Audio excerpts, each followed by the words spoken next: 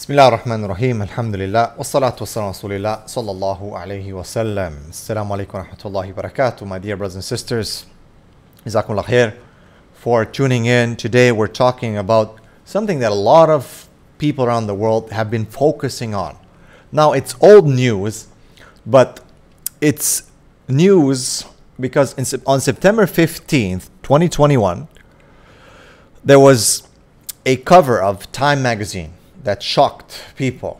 Well, actually, I don't know if it shocked them, and I don't know if a lot of people understood what was going on with this cover, but we're going to analyze it today. And it's about, Prince Harry. Prince Harry, I think a lot of you know who he is, and Meghan.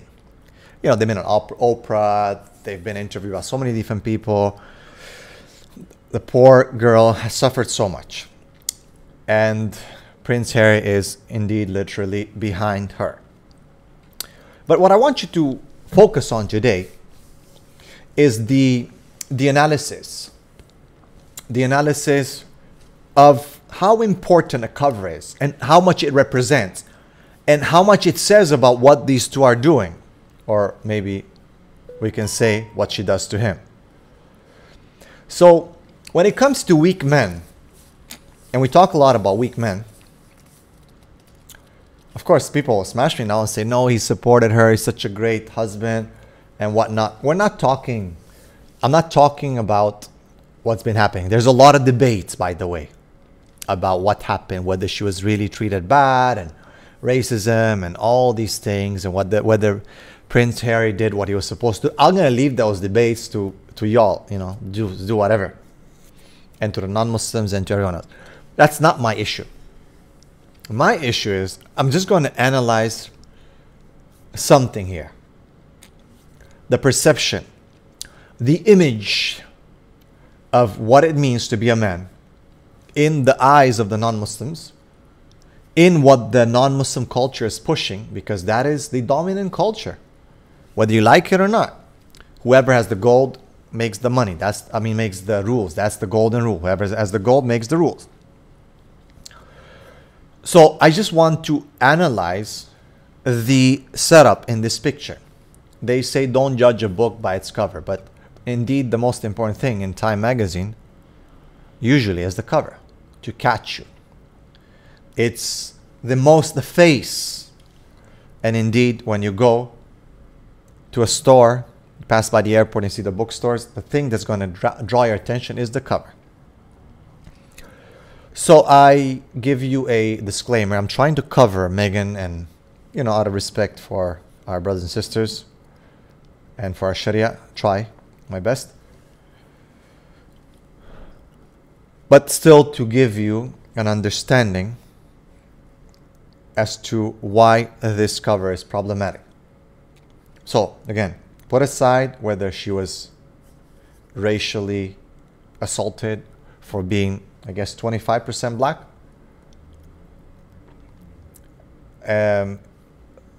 All my heart goes to her if she suffered that. And to anyone who suffers racism in this world. Because Islam solves the problem of racism. Islam, not the Muslims. Not the Somali mosque or the Bengali mosque or the white mosque, the Bosnian mosque or the Turkish mosque. In the West, what I'm talking about. I'm talking about when people really practice Islam. Islam, not Muslims.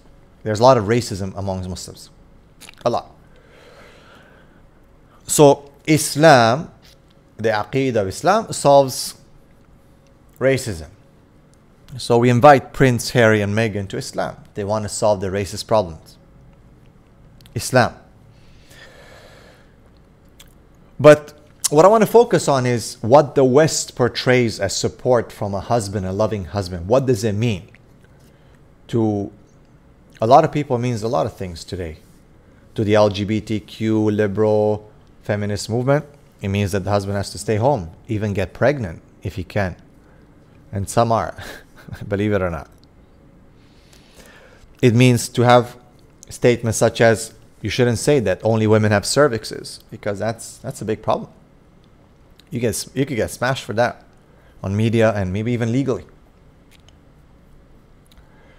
The West portrays the man as arrogant, narcissistic, and oppressor. He needs to be more feminine. More feminine energy has to be behind. And the woman has to portray more masculine, supposedly, energy, right? We're talking about this word, the energies, which I didn't really agree with at the first when it was brought up in a different context. But right now I can see that maybe I need to change my view on this, because yes, some women are acting extremely masculine. You can feel that masculine energy. Where is it coming from? Is it from the masculine or the male hormone, testosterone? Do women have testosterone? Yes, they do. And if they don't, or they're very low, some of them inject it, and we're going to see that later on in other videos as to what happens. And men, of course, they have estrogen and testosterone. And when estrogen is increased, then more feminine characteristics are displayed. And some will have hormone treatment because they want to be a woman. Anyway, we live in this confused world of confused people where you're not supposed to say only women have cervix. A cervix. You know what a cervix is. As for vagina these days, right? I mean, a lot of men do take on the surgery to create a vagina. I don't know what to say about that. Other than that, it's messed up. But this is the reality. This is what's been pushed on and shoved down our throat. And if you dare to speak against it, you might get slapped, and heavily slapped. And I know that I'm always risking from being slapped, but the thing is, yeah, man, I can punch back quite hard. So slap, you might get shot, stung. May Allah subhanahu wa ta'ala guide. So let us look now at how the West is portraying this supportive husband. His beard means nothing. His masculine look, I don't know, that can be debated. Forget about what happened to them. That's debate. That can be talked about by other people. I'm not. If she was oppressed, and there's a high chance of that, then may Allah subhanahu wa ta'ala guide everyone to Islam, because Islam will solve their problems. So I leave that. I'm not saying that she was not oppressed. I'm not saying that a husband shouldn't help his wife and support and be loving and kind. That's not what I'm saying. Please wipe that off your agenda right now if you're about to fire, because that's not what I'm saying. I just want to show you what a book cover can do, just to teach you a little bit. Let's see. There we go. So I'm using this to just kind of cover her. What do you notice? Sorry, Annie, that her hair, I don't know which way to move it, but anyway, you kind of see what's going on, right? First of all, look at his position, his body language. Look at her and how she's keeping her hands. She's in the front. She is the front. She is the leader. She's the one who made him leave his position. Oh, women will be like, that's so cute. Prince and Pauper or whatever. The story of a lifetime. Cool. That's fine with me. That's cool. That's cool. I'm not going to go there. But they're trying to show him that he's supported from behind. He could be in the front to protect her. The thing is, he didn't protect her. She was the one pushing. Maybe if she wasn't, and she didn't see what happened and didn't take a step, maybe he would have not done it, because maybe he's weak. He would have not defended his wife, his woman. So we don't have a problem with, but that's his job. If he sees his family mistreating her, that he should be the one taking the lead. But we know that she's the one who took the lead, and he just followed. And that's why this picture is so important. He's standing there behind her, weak, at her head level. They're very different in terms of height. But he had to bend down to go at her level, so it doesn't show that he's above her, even in height. This is the kind of mentality and ridiculous things that... So just let me show you how this is the difference in height between them, okay? And again, I'm trying to, sorry. But that's the difference in height between them. That's her head. All right, look at the difference. But then you got this thing here. Okay, same height. Same height. They want to show something. They want to show you how weak a man should be in front of his wife. How weak a man should be. Is that supportive? He should be in front of her, protecting her, blocking any kind of harm that comes her way, be it racism, be it physical harm, emotional harm, spiritual harm. The man, that's why he's in the front. That's why the man is in the leadership position, because he is the shield. He is the block, not sitting there behind like a whatever, having to lower himself down.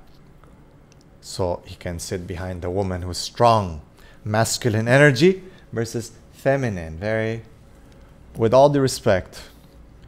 That's what is being pushed on us. And you might think, oh, it's not a big deal, but it's very subtle. And it is very, very strong and effective. And maybe you didn't pick it up seeing it. Maybe you didn't know that there's difference in height.